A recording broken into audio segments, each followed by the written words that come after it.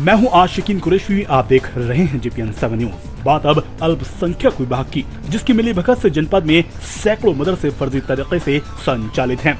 मोहम्मद उस्मान नामक युवक ने प्रदेश के मुख्यमंत्री को पत्र भेजकर अल्पसंख्यक विभाग द्वारा मदरसों के नाम चल रहे फर्जीवाड़े को समाप्त कर सरकारी धन की हो रही लूट खसोट को रोके जाने की मांग की है।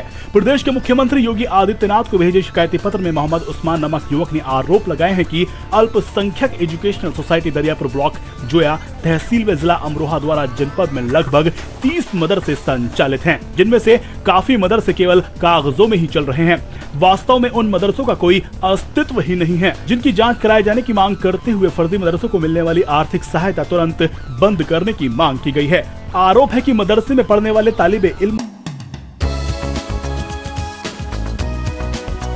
से 250 रुपए माहवार भी फीस ली जाती है, जो नियम विरुद्ध बताई गई है। आरोप है कि जो बच्चे इस मदरसे में पढ़ रहे हैं उनका नाम अन्य स्कूलों में भी दर्ज है। युवक का आरोप है कि मदरसों में नियुक्तियां नियम विरुद्ध की गई हैं, जिसकी जांच जरूरी है। मोहम्मद उस्मान ने गंभीर आरोप लगाते हुए फर्जी मदरसों की जांच कराए जाने की मांग की है। वीडियो जर्नलिस्ट फामिस मशकूर के साथ आशिकीन कुरैशी की रिपोर्ट। ये बताओ, यहाँ पे कोई फरजाना नाम की मैडम है? नहीं। आती है पढ़ाने? नहीं आती। बैठिए बैठिए। आपका नाम क्या है? आपकी जो पोस्टिंग है कहाँ? पाइती कला में। आप यहाँ क्या कर रही हैं? दरियापुर में। बढ़िया। तो ये टीचर है यहाँ की? कब से पढ़ा रही हैं? 4 साल से। ठीक। ये जो अभी मैडम यहाँ पर थी, क्या नाम है इनका? क्या? नरगिस। ये कब से पढ़ा रही हैं आपको? सर मैं तो 8th क्लास में आई थी, लेकिन 4 साल से पढ़ा रही हैं यहाँ पर। अच्छा बेटा बताओ, ये क्लास कब से लगनी शुरू हुई है? सर आज लगी है। अच्छा। आज की क्लास पहली बार लगी है? जी। ऐसा क्यों? सर पता नहीं। अच्छा, आप सोसाइटी के मेंबर हैं, जो भी बैठक होती है सोसाइटी की आपको बुलाया जाता है या नहीं बुलाया जाता? अच्छा, क्या क्या प्रस्ताव रखे जाते हैं? जो भी प्रस्ताव होते हैं सामने बताया जाता है। किस किस तरह के प्रस्ताव रखे गए आपके सामने अब तक? ये अब हम थोड़ी देर के बाद बताएंगे। इनकी आपस की बात बेटों की टेंशन, इसलिए हम सारी बातें नहीं बता सकते। ठीक। अब तक जब से समिति गठित हुई है कितनी बार बैठक हुई है इसकी? ये सारी बातें हम बाद में बताएंगे। अभी बाप बेटों की टेंशन है तो ये बाप बेटे भागे फिर रहे हैं। मेरे दोनों अपने, एक भतीजा है, एक बेटा है। जो सही बात है वो जी हाँ, ये बात बिल्कुल सही है कि अय्यूब अहमद एक सरकारी टीचर भी हैं और वो अल्पसंख्यक एजुकेशन सोसाइटी एक संचालित करते हैं, जिसके मैनेजर सलीम अहमद हैं, जो ग्राम उमरपुर के निवासी हैं।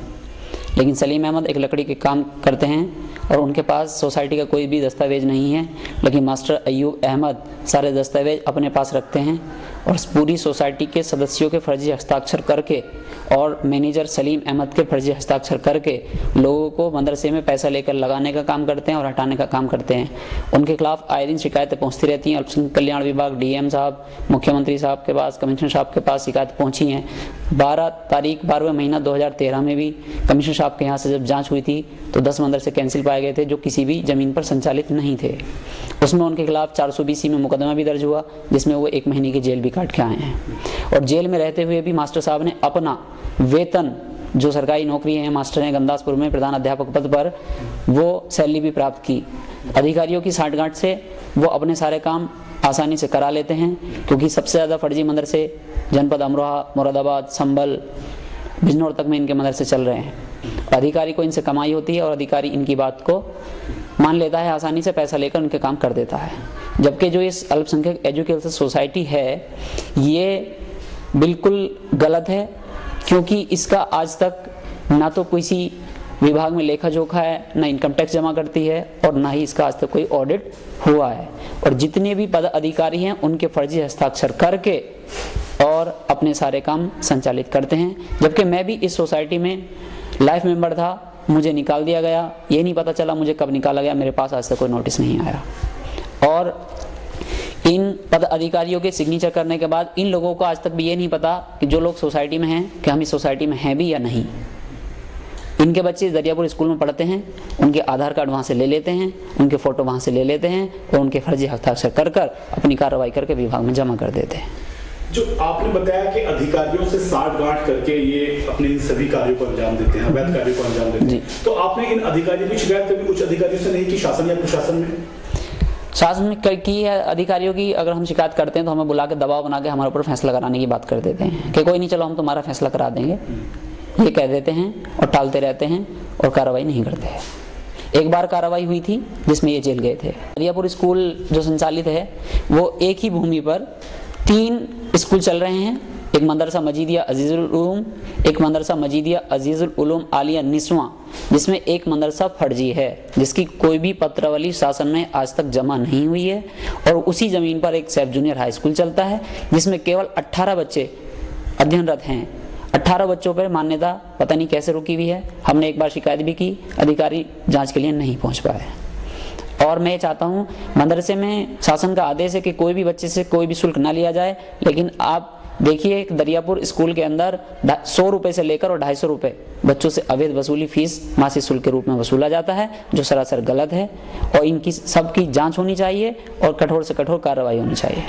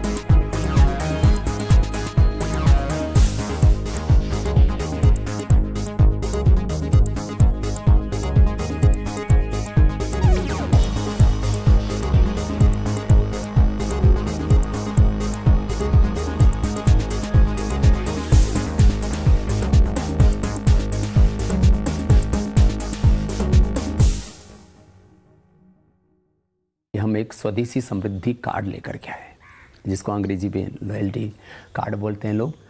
अलग अलग कंपनियों में कुछ प्रयास किए, लेकिन हमने पहली बार ये किया है कि 5 से 10% जो स्वदेशी का संकल्प लेकर के हमारे पतंजलि मेगा स्टोर, पतंजलि चिकित्सालय, पतंजलि आरोग्य केंद्र, जो पतंजलि के एक्सक्लूसिव स्टोर्स हैं, वहाँ से जा कर के जो प्रोडक्ट्स लेंगे, पहले ही हमारी MRP करीब 25% से लेकर के 50% सस्ती है। सभी सम्मानित शहरवासियों को बताते हुए हर्ष हो रहा है कि आपके अपने चिरपरिचित पतंजलि चिकित्सालय बाईपास रोड प्रांतीय बस स्टैंड के पीछे पर पतंजलि योगपीठ द्वारा शुरू किए गए स्वदेशी समृद्धि कार्ड उपलब्ध हो चुके हैं। ये कार्ड आप सब लोग बनवाकर 5 से 10% पतंजलि चिकित्सालय पर जो पतंजलि का सामान खरीदते हैं उसमें आप छूट का फ़ायदा उठा सकते हैं। प्रत्येक सामान पर 5 से 10% की छूट उपलब्ध है और आप इसके साथ साथ पतंजलि द्वारा दिया हुआ जो इस कार्ड को बनवाएंगे उस पर 5 लाख रुपए का बीमा भी उपलब्ध है।